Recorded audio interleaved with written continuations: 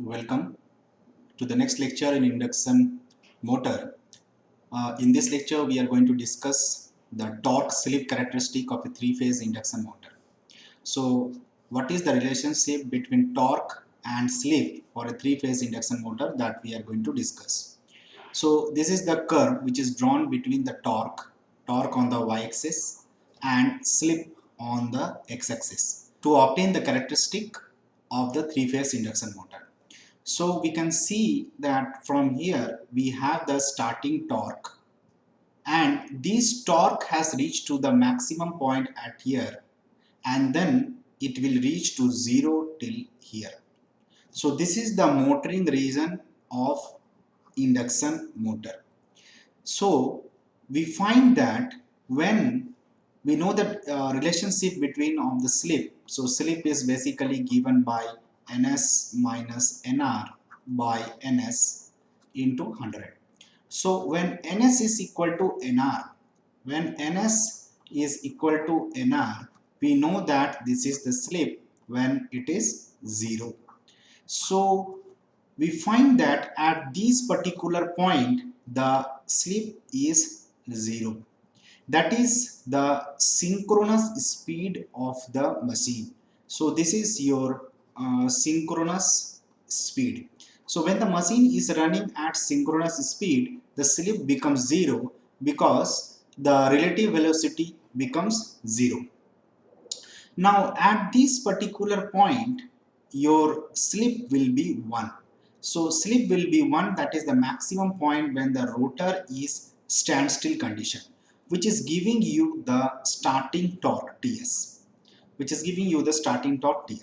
Now this particular region is known as the motoring region, where the value of the slip is less than 1.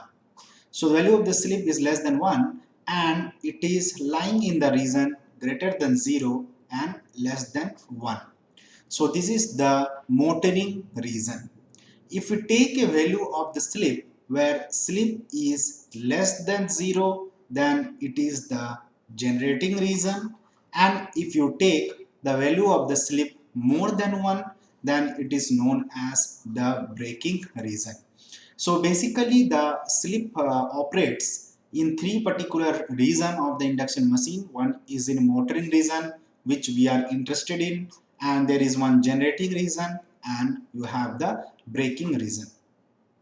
So the total axis that we are going to see is from minus synchronous speed to you have the 2 times the synchronous speed.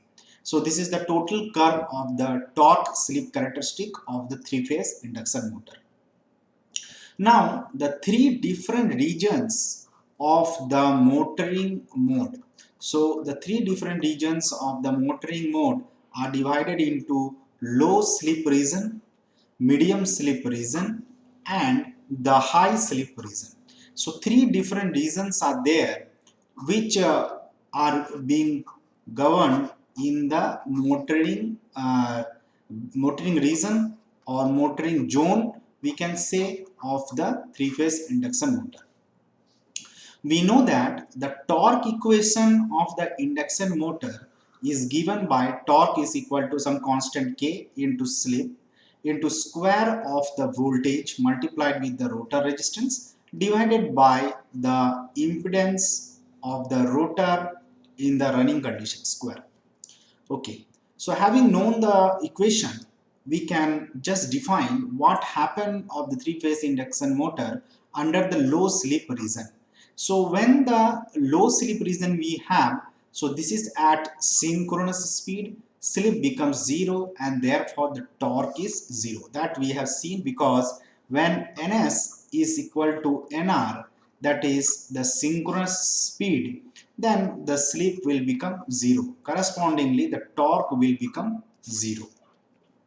Now, when nr is very close to ns but not equal, s is very low, that is the slip is very low, means the speed with which the rotor is rotating is very close to the synchronous speed and hence the slip is very low.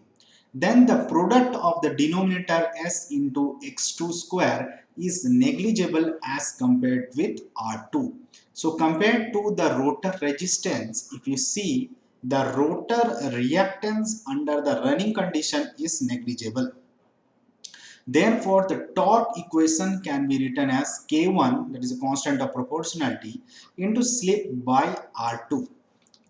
So, as R2 is constant in the induction motor, the torque becomes directly proportional to the slip. So, this is at the low slip region. So, low slip region, your torque is proportional to the slip.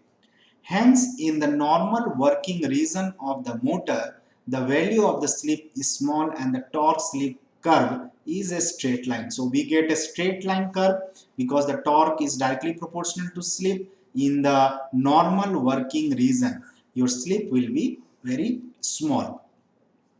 Now, let us discuss the medium slip region.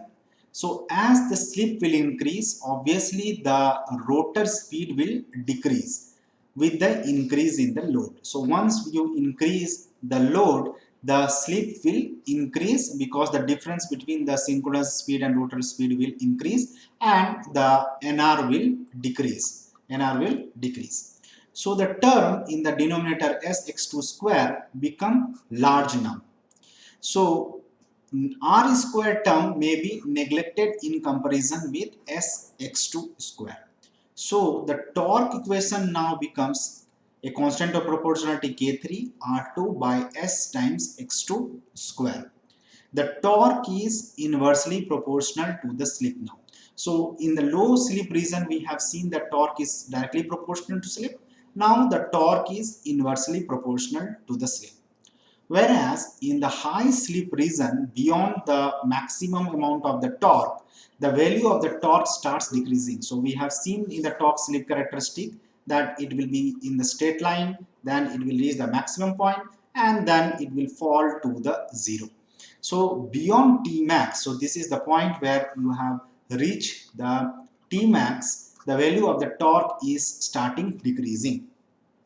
As a result, the motor slows down and stop. Because the torque is decreasing, the motor will slows down and then it will stop. At this stage, the overload protection must immediately disconnect the motor from the supply to prevent damage due to overheating of the motor. Because the motor is slowing down, but there is a constant supply, so the protection should be in such a way that the supply has to be disconnected so that the overheating of the motor is prevented. The motor operates from slip 0 to slip maximum point. For a typical induction motor, the pull out torque is 2 to 3 times the rated full load torque. So the pull out torque should be around 2 to 3 times than the full load torque. Starting torque is about 1.5 times the rated full load torque. So this is the data for a typical induction motor. Your starting torque is about 1.5 times and pull out torque, that is the braking torque, is 2.3 times. So here we can see that at this particular point you have reached the torque maximum and the curve has been divided into two particular regions.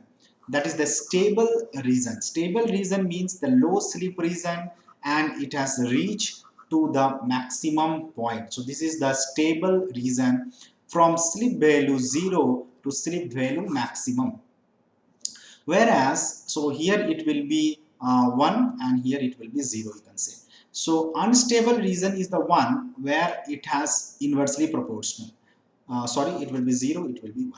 Okay, so this is the low slip region where torque is directly proportional to slip, and here you have torque inversely proportional to slip. This is the high slip region. So generally the induction motor will operate in this particular region. So here you have the torque maximum. Now when the torque maximum has decreased, obviously the motor will slow down and stop. Hence the voltage should be disconnect at this region of the curve. Now what are the modes of operation of a three-phase induction motor? So first mode we have seen that it is a motoring mode. So motoring mode means motor always rotates below the synchronous speed, because when your ns will be equal to nr, the torque will be 0. So your motoring mode has to be below the synchronous speed. The torque varies from 0 to full load torque as the slip varies from 0 to 1. So we have the reason of the motoring mode where the motoring mode, the slip is 1 here and you have a value of slip 0. So this is the motoring mode where the motor operates. No load or standstill condition, slip is 0 and standstill s equal to 1. So in the standstill condition your slip will be 1 because the maximum relative speed is there between the rotor and the synchronous speed, and under the no load condition where there is no load your slip will be 0. So these are the two extreme point of the slip. So slip value 0 and 1. So 0 is corresponding to the no load condition and 1 is corresponding to the standstill condition when the rotor is not rotating. So from curve we can see that torque is directly proportional to the slip. So torque will be directly proportional to the slip at the low slip region. The linear relationship simplifies the calculation of the motor parameter to greater extent. So it is always better to operate the induction motor in the low slip region, because when you have the linear relationship, calculation of the motor parameter will be become simpler. Next you have the generating mode. So when the motor is running above the synchronous speed, then it should be driven by the prime mover. So then it will be in the generating mode when the speed become more than the synchronous speed.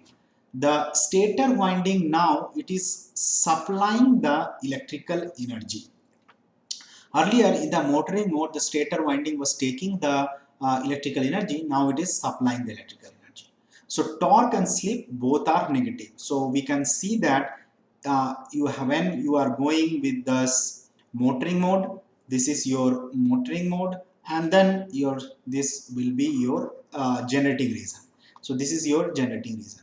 So here the torque is also negative and slip is also negative, because the maximum value of slip is 0 here. So the slip will be negative and torque will be negative.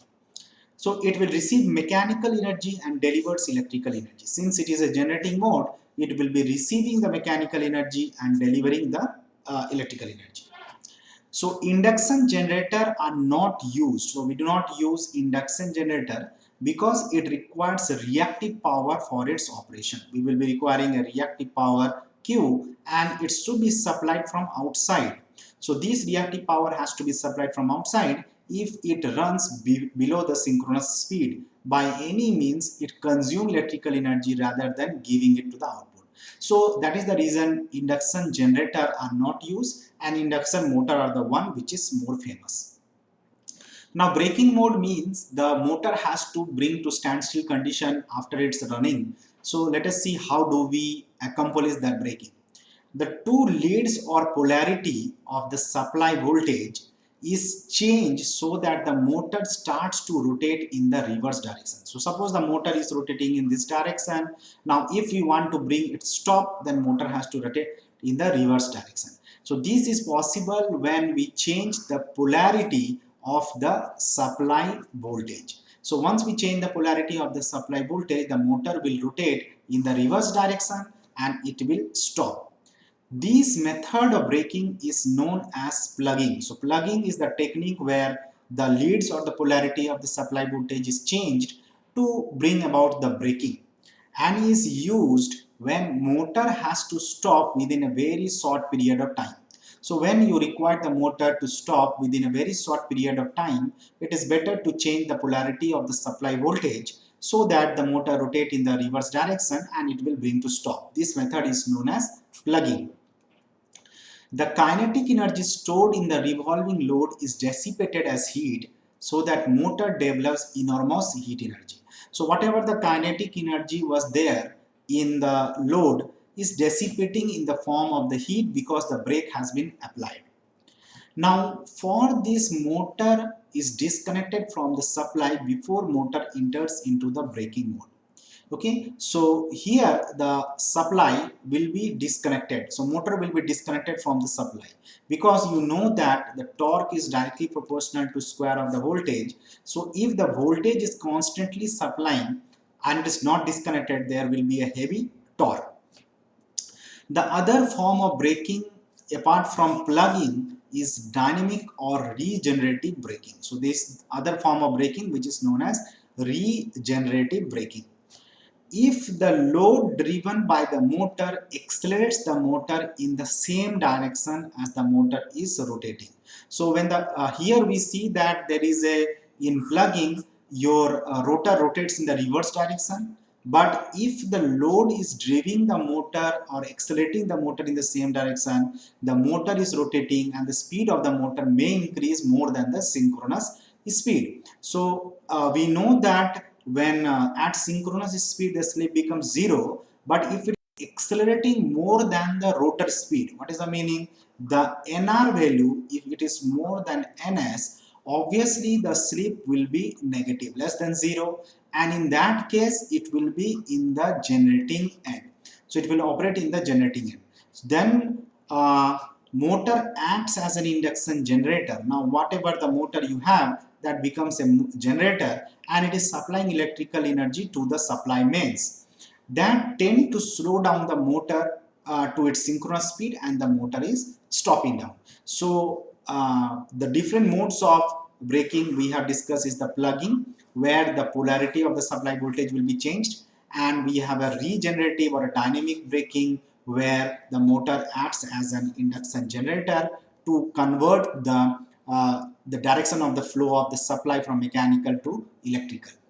Now, what is the effect of rotor resistance on torque slip characteristic? So, if we draw a curve of torque and slip and see the impact of the rotor resistance. So, we have taken three resistances, R23, R22 and R21. Considering that R23 is more than R22 is more than R21. So, how do the curve changes?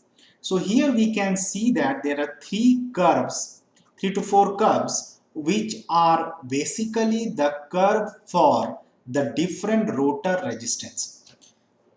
The maximum torque of these motor for different rotor resistance remains constant irrespective of the rotor resistance.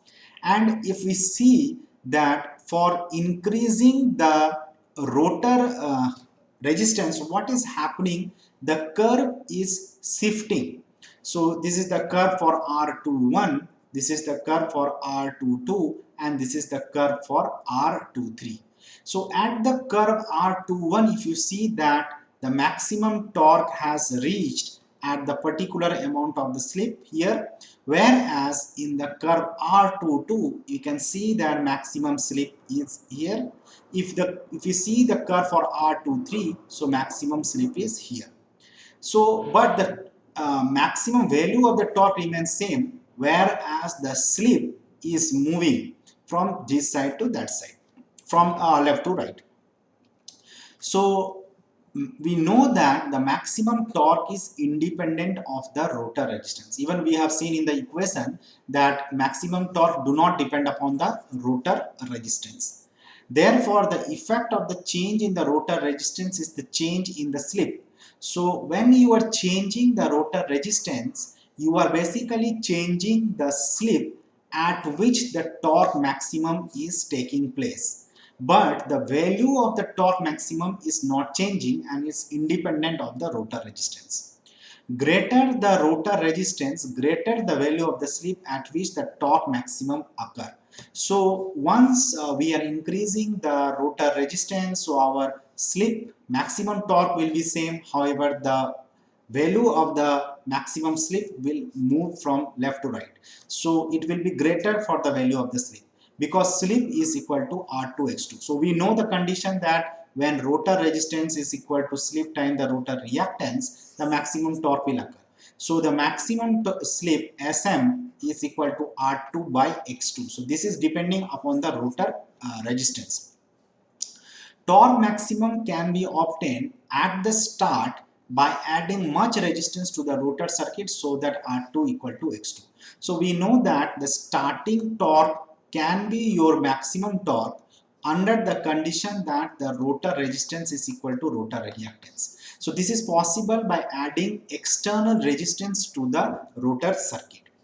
So when R2 equal to X2, the slip is equal to R2 X2 equal to 1, and this is the starting torque is the maximum torque. So we can make the starting torque to be the maximum torque. So here in this particular lecture we have discussed the torque slip characteristic, and we have seen that what are the different modes of operation of the induction machine, from the motoring mode, generating mode, and the braking mode. We saw that the brake can be applied in the induction machine using the concept of plugging or regenerative braking. Also, we saw that what is the effect of the rotor resistance on the torque slip characteristic. So let us discuss the next lecture. Thank you.